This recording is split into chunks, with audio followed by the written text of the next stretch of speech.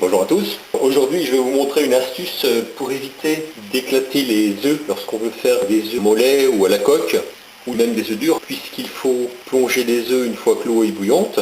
Et on sait qu'il faut attendre 2, 4, 6 ou 3, 6, 9 minutes pour avoir les différents stades de cuisson des œufs.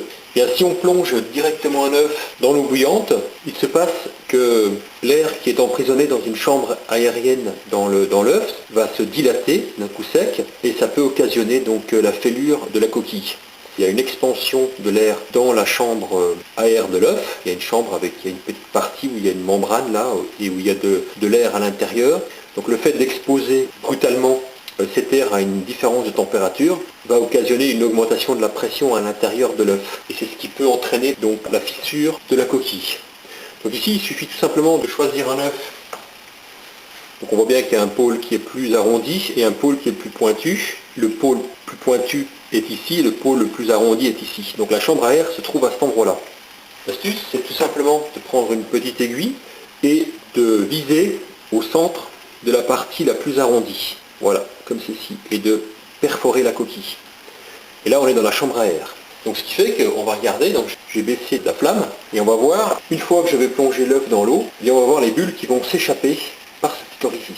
Donc je vais couper la flamme, pour qu'il n'y ait plus de bulles, de visibles, et je vais mettre maintenant l'œuf dans l'eau. Hop, regardez les bulles.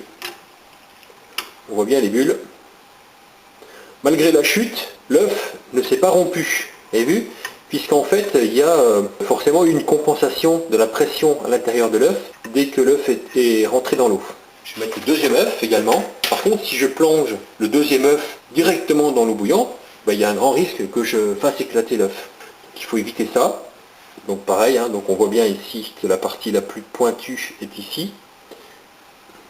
Et la partie la plus ronde ici. Donc c'est là qu'il faut poinçonner l'œuf.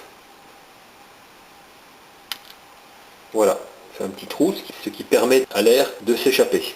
On va le voir, dès que je vais mettre l'œuf dans une ambiance beaucoup plus chaude, eh bien les bulles vont s'échapper.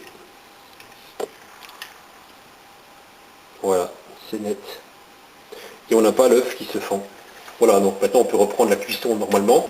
D'ailleurs on voit qu'il y a encore des bulles qui s'échappent, avec l'augmentation de la température. Voilà, donc il y a une compensation de la pression à l'intérieur de la coquille. Voilà, donc j'espère que cette petite vidéo vous aura été utile pour comprendre une façon très simple d'éviter de rompre les coquilles, puis de voir du blanc s'échapper de l'œuf pendant la cuisson. Et je vous dis donc à très bientôt pour de prochaines vidéos.